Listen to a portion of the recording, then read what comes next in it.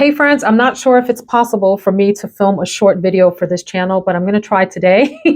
I really wanted to share with you all just some reflections, recent reflections about my career and health that I hope will be helpful for you in your own reflections, or that you might just be interested in hearing about, even though you have yours all together. You know, we're all at different places in our journeys for the major sort of facets of our lives. Some of us are farther along than others, and then others of us may be running into roadblocks and or having to rebuild in certain areas. So, I've shared in other videos that as I'm getting older, I am wanting to be really conscious about taking better care of myself, and in particular, my mental, spiritual, and physical well-being. So this one is really about the physical well-being part, and then I'll talk about the career part maybe second and share some thoughts there. So let's get into the physical piece and some of the health changes that I've made recently that I think have been actually really good. Let me get comfortable. Hang on a second.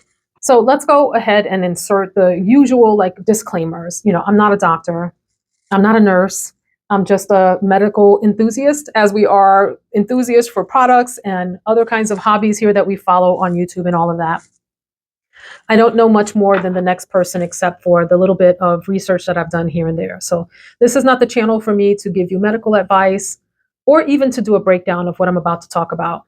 But the long and short of it is, as I've gotten into my mid to late 40s, I've noticed changes with my body that are beyond just the normal changes that lots of people will go through rather, based on major events, based on stress, based on factors like that. This is something else, like something else physical started to happen to me in this time period, not to mention that we went through the global pandemic, and that created a very sort of sedentary lifestyle at my home. I'm a person who has tried to stay somewhat physically active, and I say somewhat, somewhat, meaning a few times a week, I try to get some movement in, and I do try to stretch every day or do some sort of like meditative poses or something like that.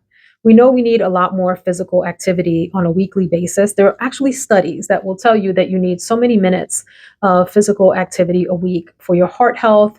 And as we get older, I think we all understand the importance of lifting weights, like doing resistance training. And in particular, as women, as we age, our bone density begins to deteriorate, as well as our muscle strength. Actually, men do too for the most part, but I think in some ways we feel it even more.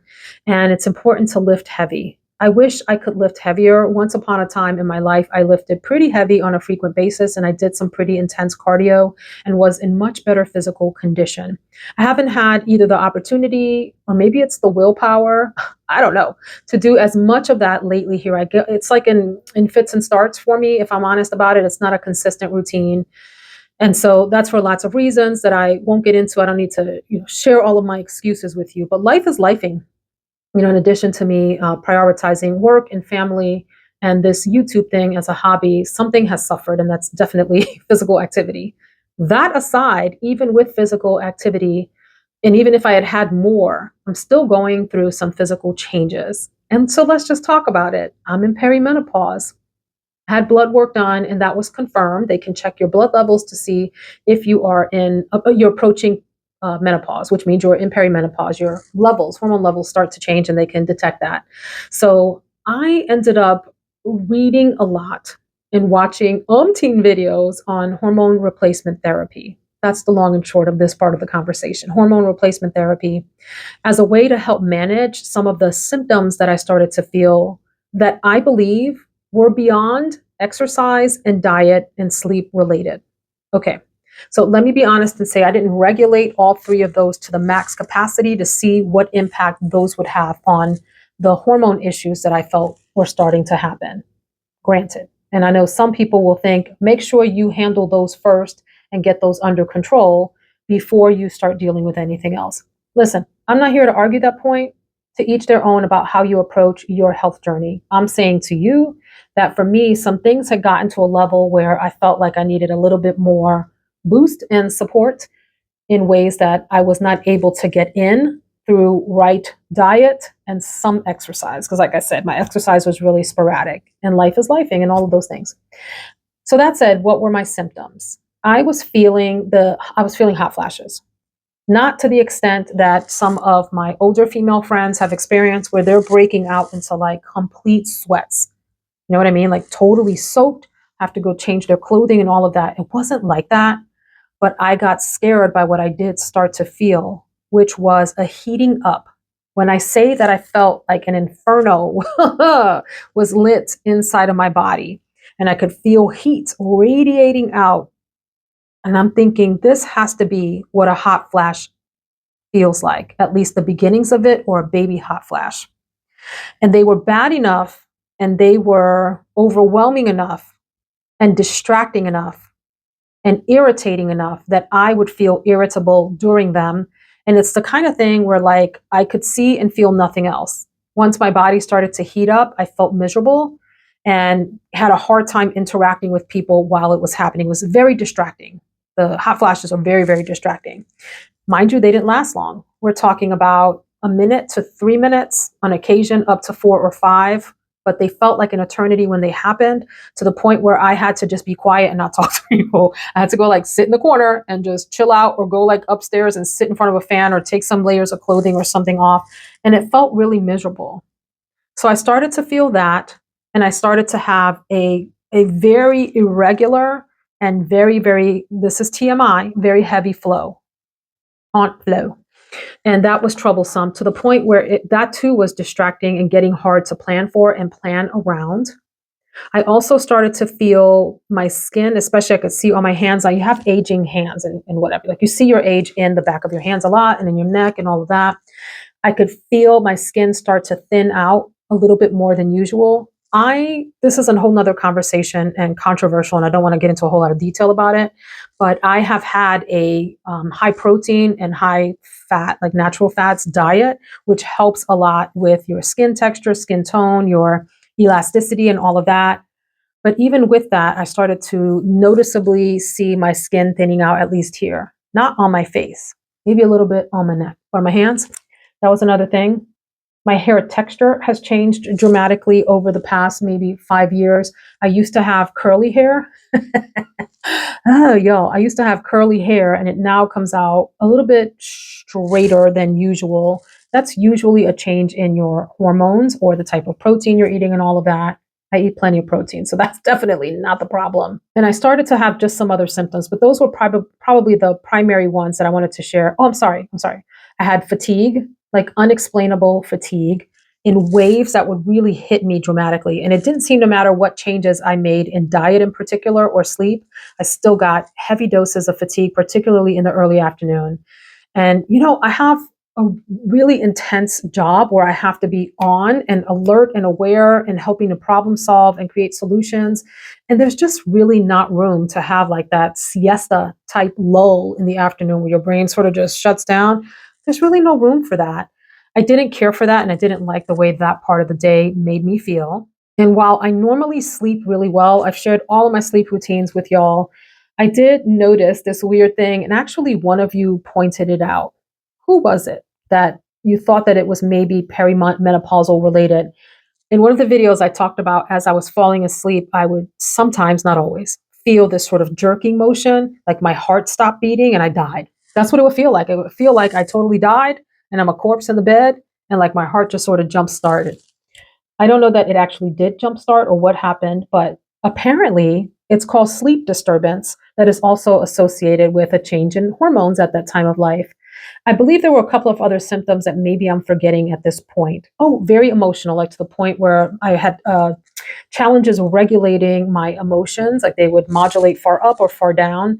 I'm not talking about like depression, but I would get really sad about things, or, overly excited and anxious. And that also is not like me. I'm a pretty steady person in terms of my outlook on things. So the combination of all of that started to make me think, is something else happening here that's like maybe beyond my actual control? And what should I do? So I started to research hormone replacement therapy in particular, as I noticed that people were associating these symptoms with menopause. And then that sent me down the rabbit hole of looking at like menopause treatment and how to, navigate through that part of life and all of that. And I came across a doctor named Mary Claire Haver here on YouTube, and started to binge watch her videos and binge watch the videos of her contemporaries. I really like her. I really like Gabrielle Lyon, or Lyons. Beautiful woman. My goodness, she lifts heavy. She's very much an advocate of people in general, and women in particular, having maximum amount of protein that they can handle in a day to build muscle aid in building muscle, and they call muscle the organ of longevity. Whole nother conversation for a different medical podcast, right? But anyway, in building muscle and focusing on that you have all these protective health benefits. How did I get into all that? So I started to watch all these videos from these, prominent people in the field. I was afraid of hormone replacement therapy for a long time. There is an old study that associated hormone replacement therapy with higher rates of cancer, particularly breast cancer.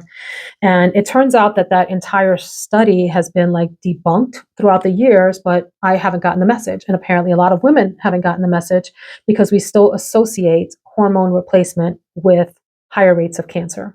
There are lots of flaws in that study that turned out to prove that correlation to be inaccurate.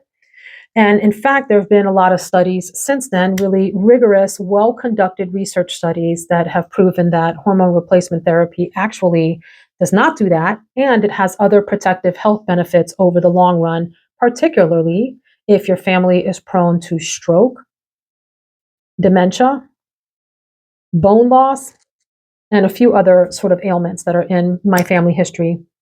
So it became a no-brainer after a while that I should really look into this. I ended up finding a doctor in the area that's well versed in hormone replacement therapy, because that's the other piece of this. A lot of doctors, particularly general practitioners who are not in the OBGYN space, the women's healthcare space, or not trained in menopause in particular, they are still under the old beliefs that hormone replacement raise your risk of cancer. Remember, friends, that people go through medical school, they get a base amount of training, and then they specialize in certain areas. And so, if there are pervasive, persistent myths in other parts of medicine, unless those folks have done their research in those other parts, and God bless them, they're busy studying on the specialty that they undertake, they just don't know that some of these things have been debunked, proven wrong, that the thinking and the research around that is new and different. And that's okay. It is what it is, but it's up to us as consumers to do our research and figure out what works for us. All that to say, I looked on the North American Menopause Society, I think it is NAMS website, and looked for a practitioner here locally that was well versed in menopause and in how to alleviate the symptoms of menopause. I will also say something that really struck me about all of this, because I used to be really stubborn and be like, you should not have to take medication to heal from certain things or to change certain symptoms. You should be able to change all of that through diet and exercise and sleep. I thought that right up until these symptoms really got a good grip on me. And I realized that regardless of what I did, they were coming on faster and furious, and there wasn't going to be much I could do about it.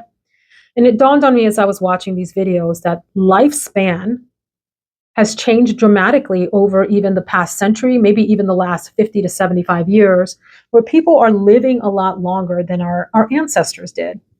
So the notion of living long past your reproductive stages into elderly stages, what we call our elderly, sunset part of life now, maybe that is not the way the generations in the past lived. And so living through all of these symptoms is something kind of new that people are learning to grapple with.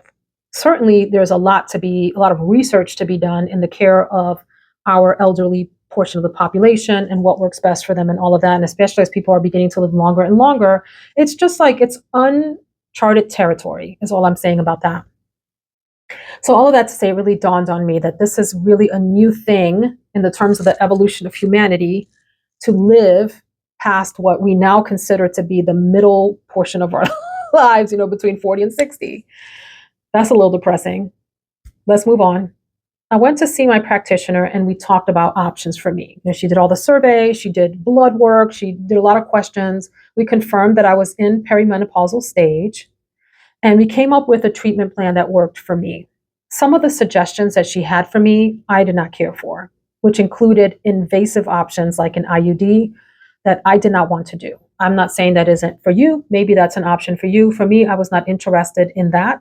I really wanted something I could take orally and or a patch, which I'll talk about in a second, that would be easy to manage for me on a day-to-day basis and that would not require anyone entering my body. That was just my own personal preference. I couldn't go that route. So where we landed, and this is a little different than what she recommended, but what I felt was something I wanted to try. I am taking progesterone. So there's different hormones for women. The two primary ones are estrogen and progesterone. There's the option to add testosterone, but I'm not a candidate for that because I don't show any need for testosterone. We landed on an estrogen patch, which I'm wearing now on my tummy. It's a patch this big.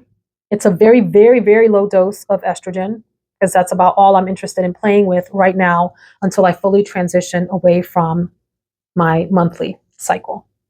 And I rotate it around. I will wear it for a few days on one part of my belly, take it off, and then put a new one on the other part of my belly, take that off, and you can put it on your butt cheeks is where the other place that they go. It's very small and it's very non-invasive. In fact, it's as big as this bottle cap and it's clear and you don't even see it. So that's like a slow release estrogen. And then I'm also taking progesterone, and you take that for, I think it's 11 or 12 days out of the month at a certain part of your cycle. And when I tell you, friends, when I started taking these together, it made all the difference in most of those symptoms that I talked about. I haven't had, almost like immediately, I would say within days, I didn't have any hot flashes anymore. On very rare occasion, I get slightly warm, but I'm not talking about like that heat up where I feel like the edges of the room have blurred out and I can't talk to anyone and I'm emotional. That has not happened since I've started taking these. My irritability and mood swings have stabilized. I feel like I'm back to my normal, stable, logical Veronica self. I'm not like that, the image, the stereotype of the like crazy middle-aged woman that can't control her emotions. There's something to that, like that is perhaps hormonal in nature. I can't deny that. For me, I was moving in that direction, and that's no longer. I've been very, very stable, like not crying at the drop of a dime or getting super emotional, just stable. Like I feel level and even, level and even. I feel like my skin is slowly starting to return to somewhat normalish for this age of my life. I mean, you're not going to have your 15-year-old skin back. Let's get real. Now that's in addition to all of the other treatments that that I do on my skin and all of that on my face, but on my hands, like I can see it mostly here. That's where I'm really noticing the difference. My cycle has regulated out. It's not as crazy and as heavy as it was, which thank you, Jesus. I won't get into too much information about that, but let's just say that became a real nuisance. It's just all leveled out. I don't have that weird thing happening when I fall asleep anymore where I like jerk out of it, like right as I'm falling asleep. I don't feel like I have those heart palpitations. All of that is gone. And it is the best thing that I have done for myself health wise. I am also exploring other health things, health improvements for myself that I'm not quite ready to talk about with you all, but I will share that I am taking a probiotic. It's a very strong probiotic. I will link it below if you're interested in checking it out. And that has really helped to sort of stabilize my digestive system as well. Not that I was having major issues there, but it has helped. I'm taking a strong vitamin D supplement on advice from my physician that did the blood work because I was low in vitamin D. And that helps to regulate other things happening in your body too that are really important. We ruled out thyroid problems. That was not an issue. We ruled out some other sort of known culprits of the types of symptoms that I was having. The other thing that I'm having done is a sleep study, which is interesting. The doctor recommended a sleep study, even though I don't think I snore. I don't snore. Do I? I don't snore. I have on very rare occasion when I'm super exhausted. Like my husband will be like, "Ooh, you snored a little bit there," but for the most part, I'm not a snorer. But it's one of the things that they like to rule out, that you have sleep apnea. They want to rule that out as a cause for maybe some of the other symptoms you're having. So that requires me to wear like a wristband. That's kind of like a smartwatch. They do it in home now. You don't have to go to the sleep center and get all the nodes stuck on you. I'm doing it at home. And so that's been ordered, and I'll let y'all know how that goes. And it'll be able to tell them whether I'm sleeping as soundly as I claim that I do. In my mind, I sleep great now. Like I go to bed, 10 o'clock, and I'm sleeping until maybe 5 or 6. I do get up a few times a night to tinkle. That's a problem. But I just can't bring myself to stop drinking fluid and all of that. So that is where things are with the health update. I feel incredibly stabilized, and I'm appreciative for having found the hormone replacement therapy and thankful for what will, I hope, be some of the long-term protective benefits of hormone replacement over the long run, protective benefits against some of those factors that are problematic in my family history. So I can't tell you what to do for yourself. You'll have to do your own research. So the segue into the second part of this video that attaches to the first is the letting go of fear. Doing your research so that you're well informed and can make decisions that are in advocacy of yourself without just adopting wholesale what everyone else tells you to think about something. Sometimes you have to go against the grain to find what works for you. And I want to connect that to career changes that I have been blessed with here recently. And the career changes came to me as I shed some fear about what I thought the changes meant. And I want to go back to a video that I watched from my darling friend here on YouTube, Liz Tolbert. She goes by Naturally Liz, and I'll link her channel below.